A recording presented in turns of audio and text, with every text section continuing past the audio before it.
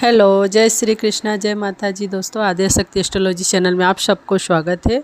मैं आज आपको अजय एकादशी का व्रत कथा सुनाने जा रही हूँ, जो भाद्रपद की महीना में आती है। सबसे पहले मैं आपको महत्व सुनाऊंगी।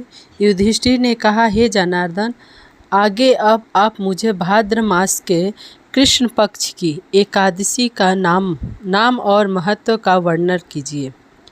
श्री कृष्णचंद्र ने कहा, हे राजन, इस एकादशी का नाम अजय है और यह एकादशी सब पापों को नष्ट करने वाली है, अत्यंत ही फल को देने वाली है।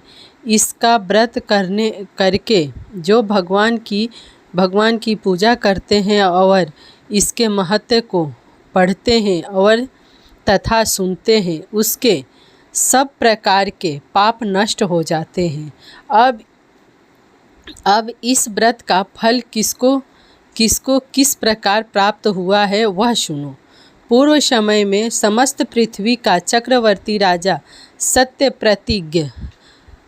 प्रतिज्ञ वाला हरिचंद्र नामक राजा हो चुका है। उसके किसी कर्म के कारण उसका समस्त राज्य यहाँ तक नष्ट हो गया कि उसको अपने पुत्र तथा स्त्री को बेचने के लिए बाध्य होना पड़ा। इस प्रकार धर्मशील राजा होने पर भी उसको चंडाल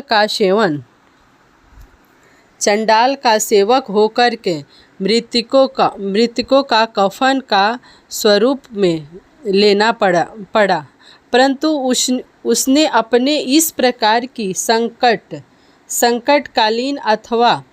संकटकालीन अवस्था में भी धर्म और सत्य को नहीं त्यागा। इसी प्रकार चंडाल का सेवक होकर उनका दीर्घकाल व्यतीत हो गया। तब वह एक दिन अत्यंत ही दुखित होकर विचार करने लगा कि मेरा इस घोर पाप से किस प्रकार उद्धार होगा। इसी प्रकार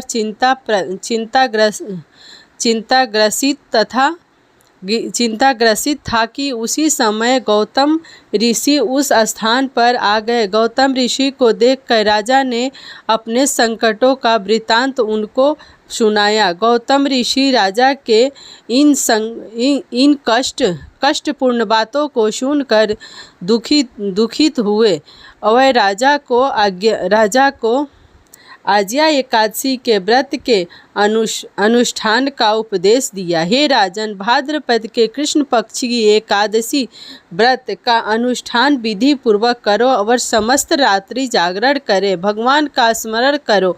इस व्रत के प्रभाव से तुम्हारे सब पाप नष्ट हो जाएंगे और तुम सभी प्रकार के कष्टों से छूट जाओगे। इसी प्रकार राजा को उपदेश देकर के मुनि वहाँ से चले गए। मुनि के कथा अनुसार राजा हरिचंद्र ने इस उत्तम व्रत का अनुष्ठान किया और सारी रात जागरण करते हुए भगवान का भजन करते रहे। इस प्रकार व्रत के प्रभाव से राजा हरिचंद्र के सब पाप क्षय हो गए और सब कष्टों से मुक्त होकर अपने पुत्र और पत्नी को प्राप्त किए और शत्रुओं से रहित राज्य को प्राप्त कर सकल परिवार सहित आनंद का उपयोग किया और अंत समय में स्वर्ग की प्राप्ति हुई।